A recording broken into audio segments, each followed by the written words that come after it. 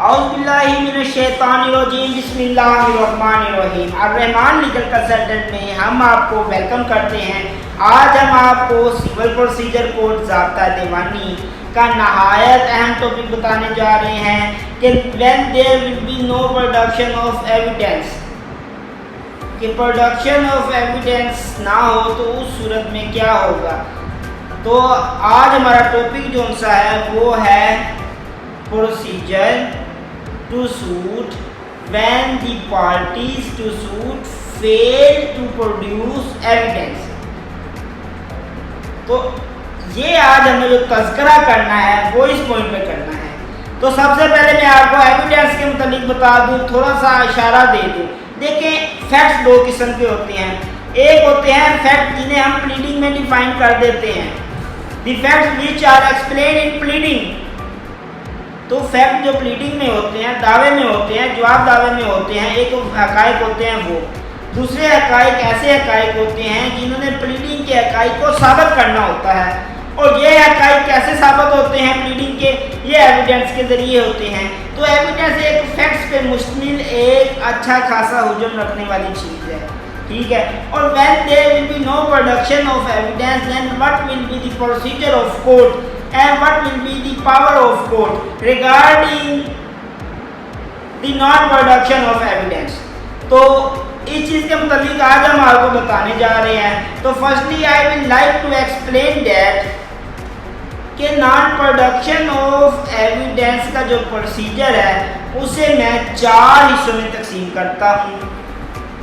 پہلا تو یہ ہے کہ فورتھ وتھ ڈیسیژن، فوری فیصلہ۔ اس کے بعد دوسرا حصہ یہ ہے کہ explanation of forthwith decision, کہ فوری فیصلہ کسے کہتے ہیں یہ میں آپ کو بتاؤں گا۔ تیسری بات یہ ہے کہ کلوزنگ آف ایویڈنس، کہ ایویڈنس کو کلوز کرنا، شہادت کی کلوزنگ سے کیا مراد ہے۔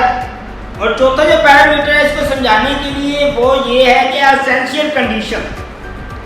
تو یہ ہمارے پاس مطلب آج کا جو سینیریو تھا وہ میں نے آپ کو تھوڑا سا بتا دیا ہے۔ اب میں آپ کو آن ورڈ جا رہا ہوں۔ I am going ahead to telling you about the non production of evidence.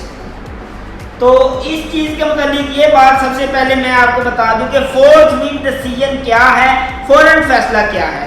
فوراً فیصلہ یہ ہے کہ عدالت نے دیا پارٹی کو ٹائم، کوئی بھی پارٹی ہو سکتی ہے کیونکہ شہادت دونوں کی ہوتی ہے نا، ایویڈنس تو دونوں کا ہوتا ہے، مدعی کا بھی ہوتا ہے، مدعا کا بھی ہوتا ہے۔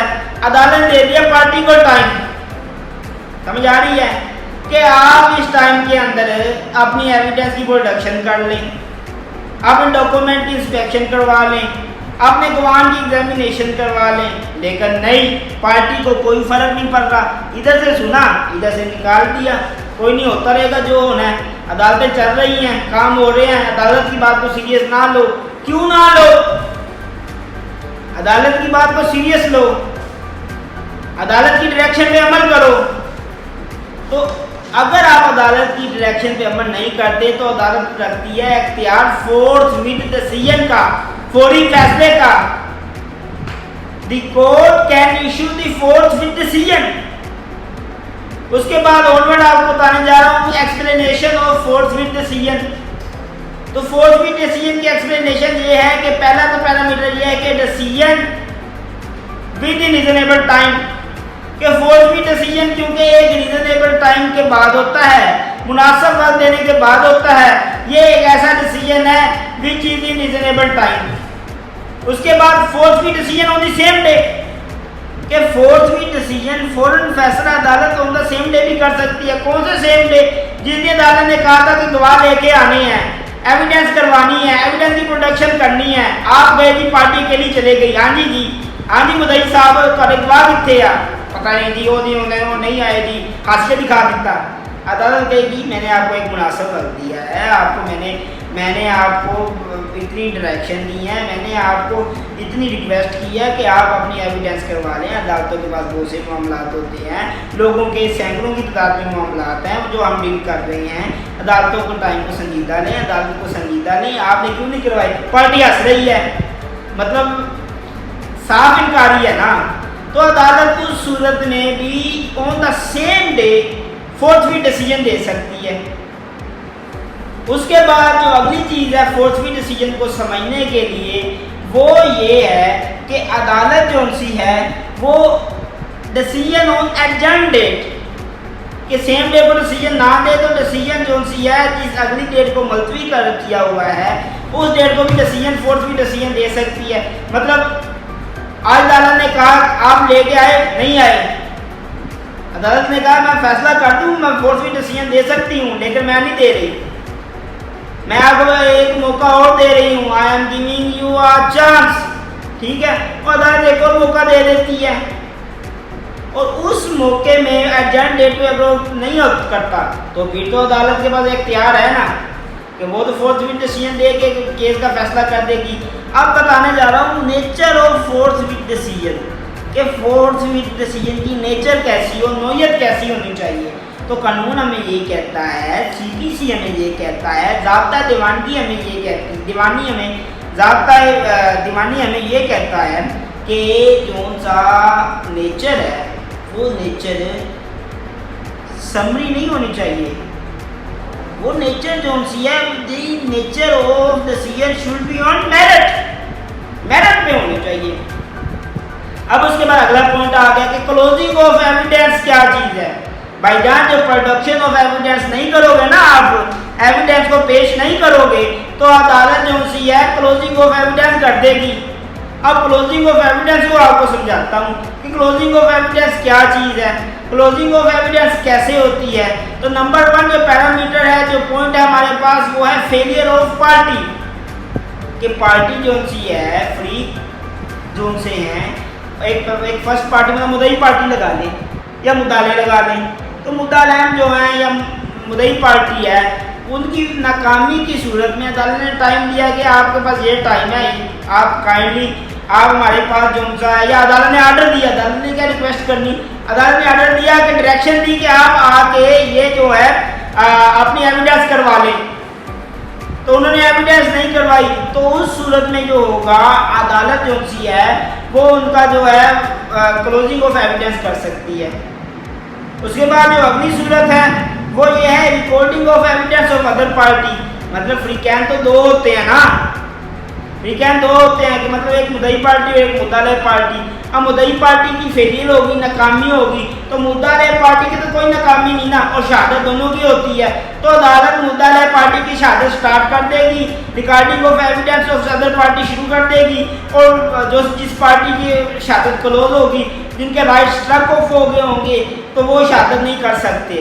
اس کے بعد ہے رائٹ آف کراس ایگزامینیشن, کہ جس پارٹی کی شہادت کے ایویڈینس کے رائٹ جو سے ہیں وہ کلوز ہو گئے ہیں, وہ رائٹس ایویڈینس کے تو کلوز ہو گئے ہیں لیکن کراس ایگزامینیشن کے رائٹس کلوز نہیں ہوں گے. یہ سیدھی سی کہہ رہا ہے.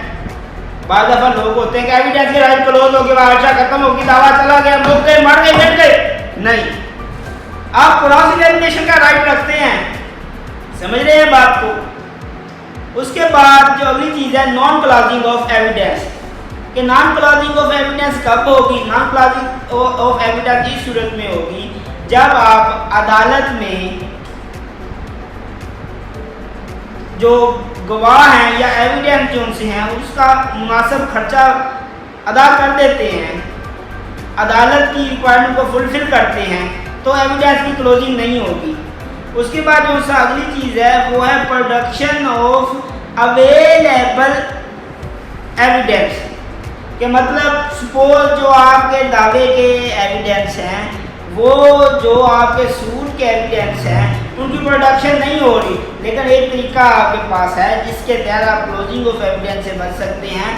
وہ طریقہ یہ ہے کہ آپ اپنی یہ بدھی استعمال کریں, یہ عقل استعمال کریں, اور آپ جو ان سے ہیں وہ دیگر کوئی دوسری چیز کی جو سی ہے ایویڈینس وہ شروع کر دیں.